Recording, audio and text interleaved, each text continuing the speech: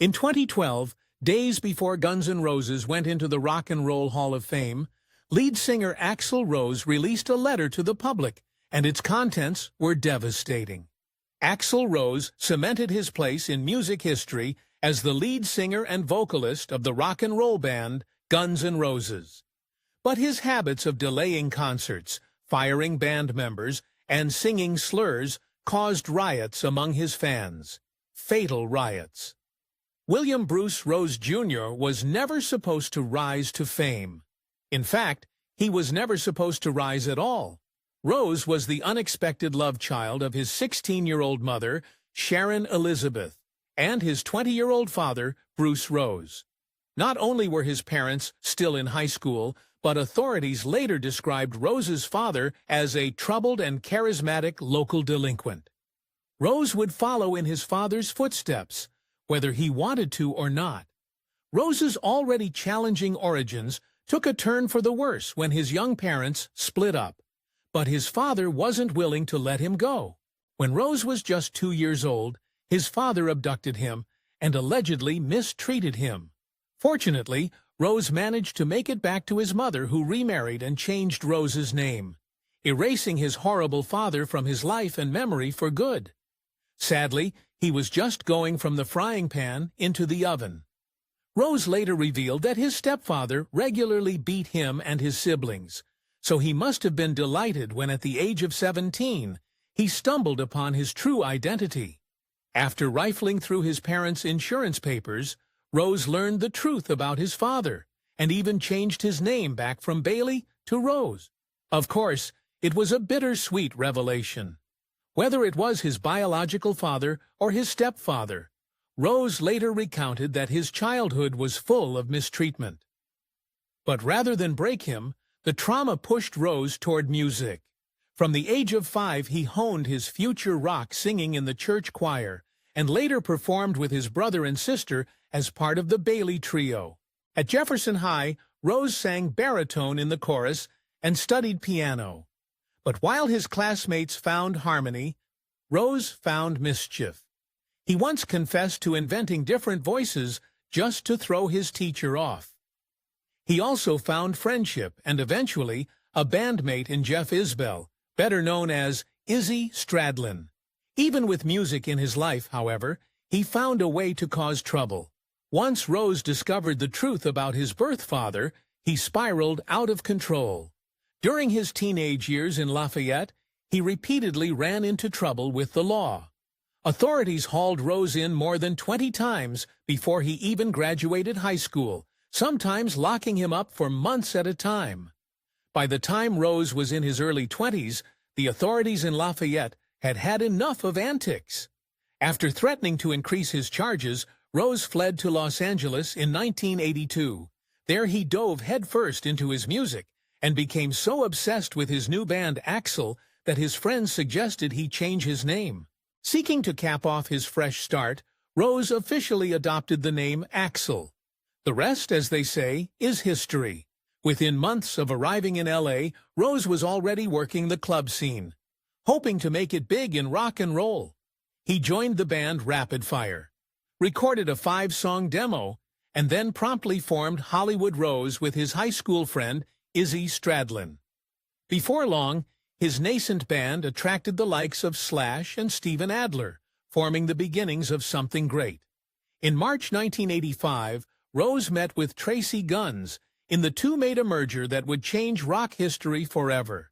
The pair decided to merge their bands and names into one, forming Guns N' Roses. Within months, multiple lineup changes, the band's classic 5 took shape: Axl, Slash, Izzy, Duff, and Steven.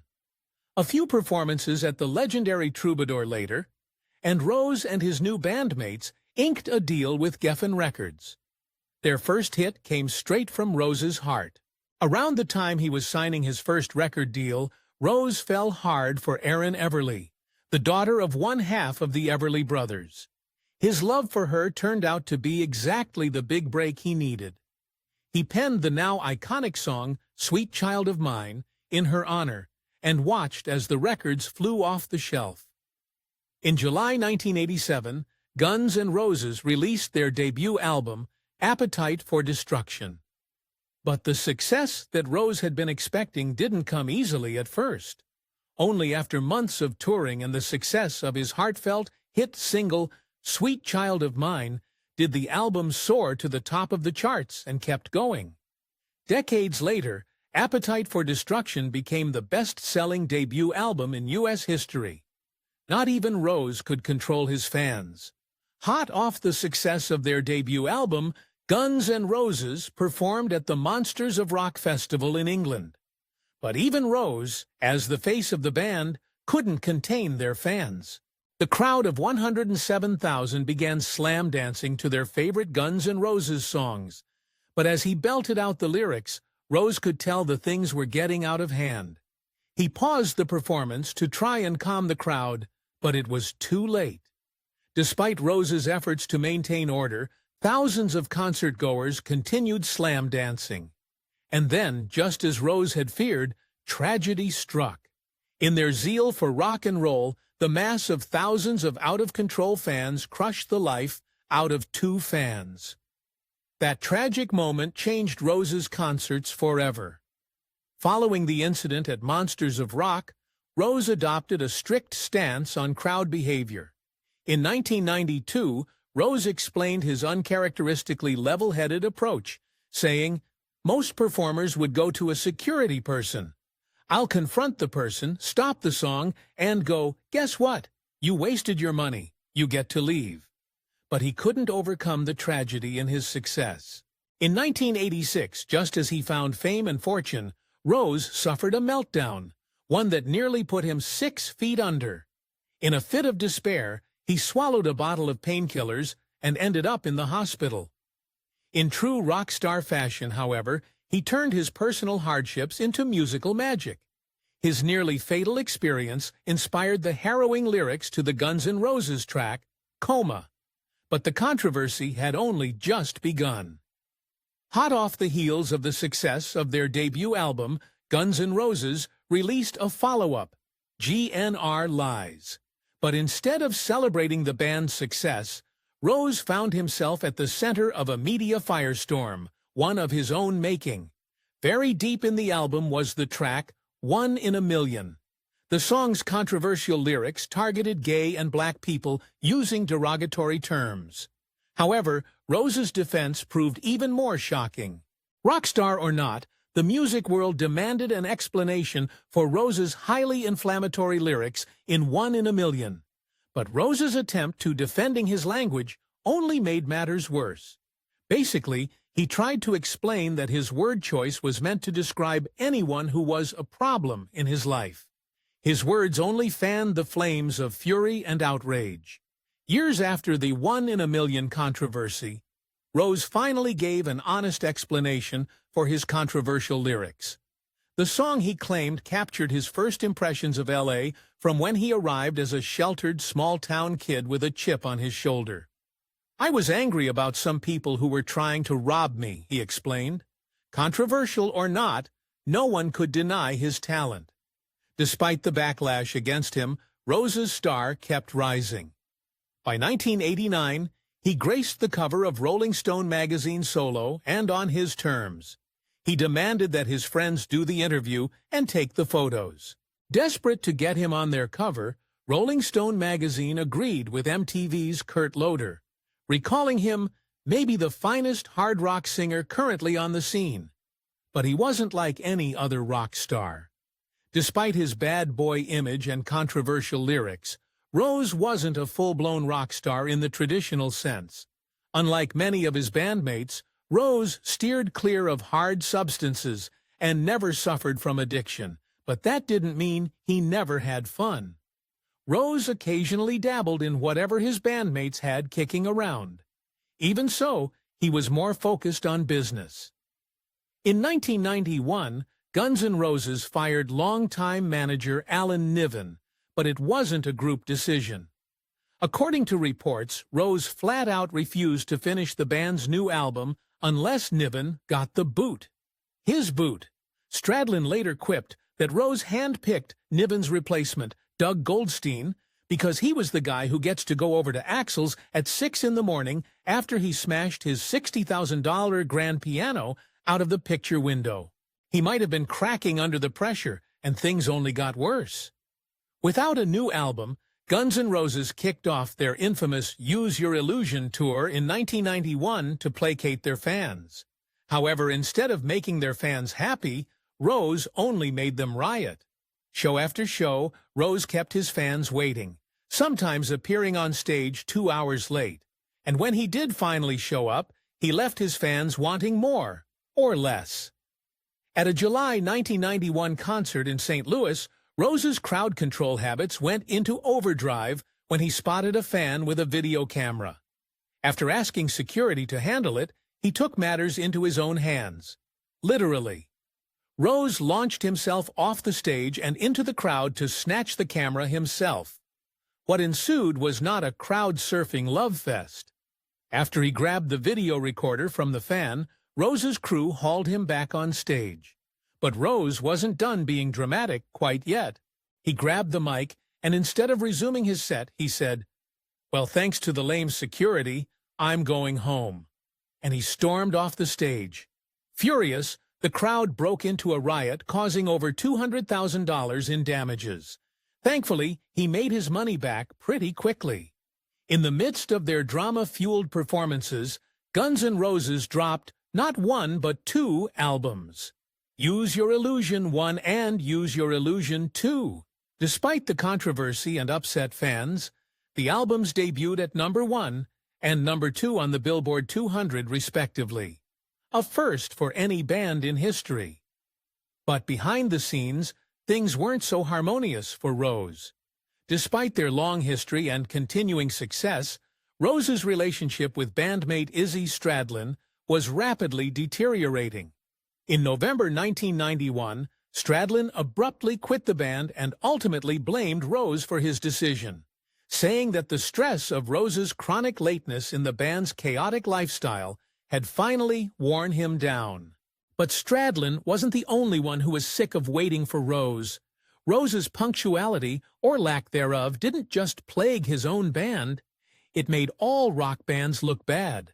While co-headlining with Metallica and Montreal in August 1992, Rose pushed the limits of lateness. After a pyrotechnic mishap cut Metallica's set short, Rose was supposed to go on early with his reconfigured Guns N' Roses bandmates. What happened next left fans only one option. Rose's Montreal performance was over almost as soon as it began. After keeping the fans waiting and waiting and waiting, he finally appeared on stage. For all of 1 hour, Rose made some unspecified claims about voice problems and walked off. Once again, his actions sparked a riot as rock fans tore through downtown Montreal, causing $400,000 in damages. The band was clearly getting too big for their own good. Despite having 2 successful albums and a riotously successful tour, Guns N' Roses wrapped up the Use Your Illusion tour in mid-1993. But no one could have guessed that it would have been the last Guns N' Roses tour for years. The band fractured, and Rose stepped into self-imposed silence, even as love life was falling apart. On April 28, 1990, Rose tied the knot with his then-girlfriend, Erin Everly, in Las Vegas, and their marriage lasted about as long as one of Rose's shortened sets. Less than a month into their marriage, Rose was looking for the exit and filed for divorce. He was about to learn that it was harder to walk away from marriage than from a riotous crowd. Despite the rocky start to their rock star marriage, Rose and Everly reconciled, just long enough to pick out baby names. Everly revealed that she was pregnant, and the couple excitedly dreamed about their future family, settling on Shiloh Blue for a boy and Willow Amelia for a girl. Tragically, before the end of the year, Everly suffered a miscarriage, dealing a devastating blow to Rose.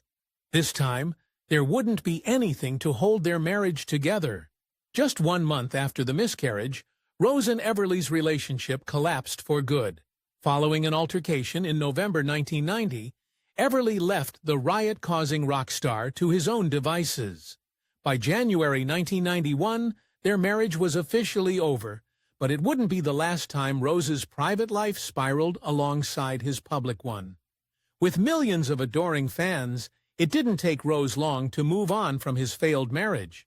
In fact, by mid-1991, he had moved on to an even more high-profile relationship, this time with supermodel Stephanie Seymour.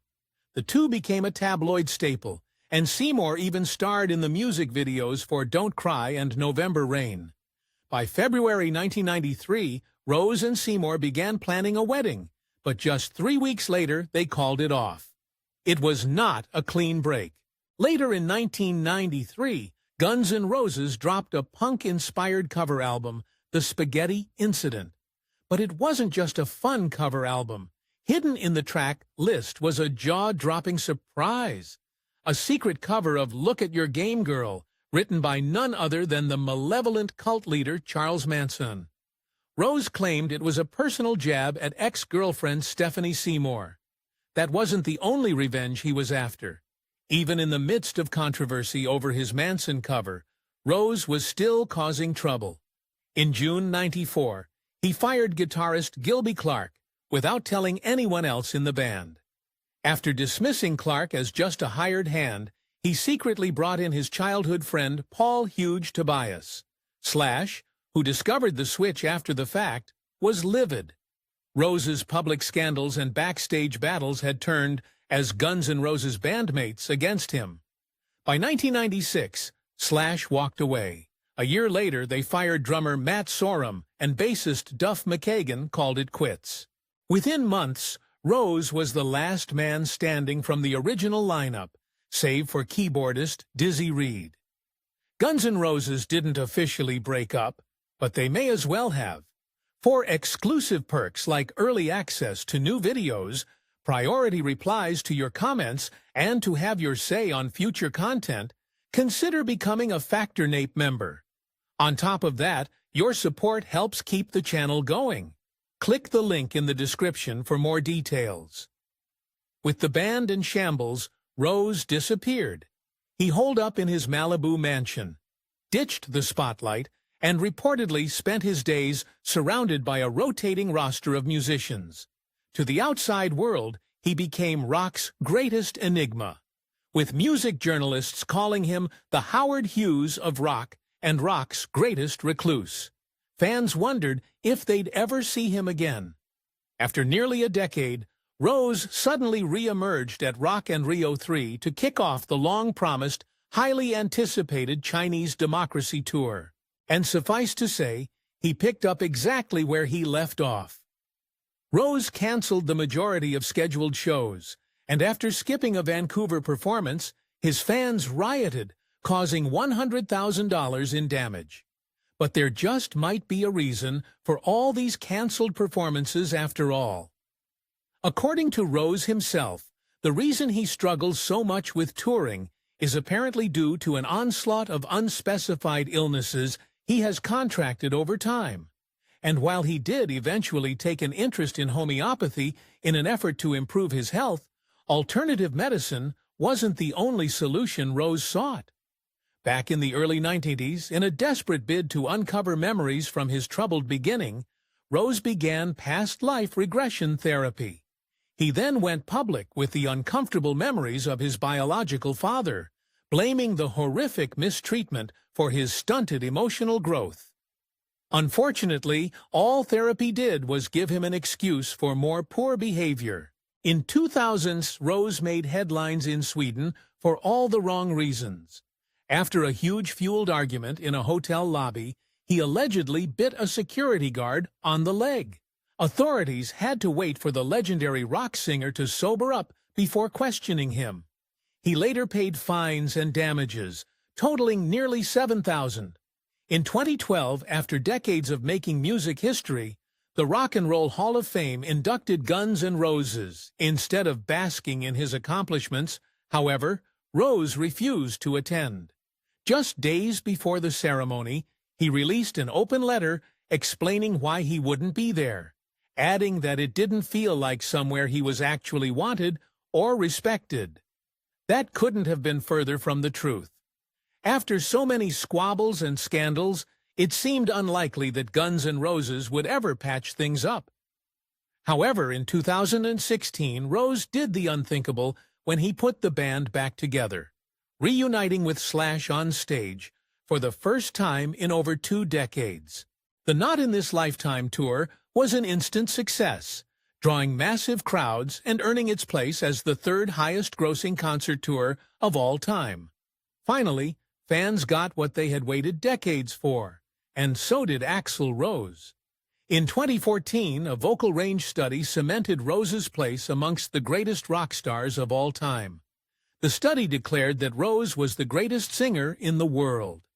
Rose, however, humbly disagreed and listed off legends like Freddie Mercury, Janis Joplin, and Don Henley as better than himself.